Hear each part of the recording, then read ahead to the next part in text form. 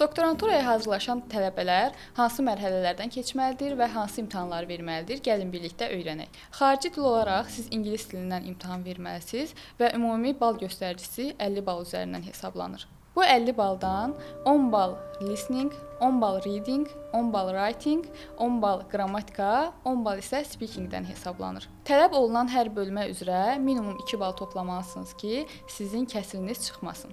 İngilis dili imtahanından 25 balı keçsəniz, yəni 25-30 bal arası toplasanız, siz imtahanı keçmiş sayılırsınız. Ancaq bu dəfə siz minimum imtahana düşürsünüz. Siz hər il ingilis dilindən imtahana getməlisiniz və bu minimumu keçməlisiniz. 30 balı keçdikdə isə siz minimum imtahanından da azad olursunuz, yəni hər il ingilis dilindən imtahan verməyə məcbur qalmırsınız. İmtahanın ikinci mərhələsi isə fəlsəfə fənni üzrə aparılır. Ümumi 5 açıq sual olur. Siz onu həm yazılı, həm də şifahi şəkildə cavablayırsınız.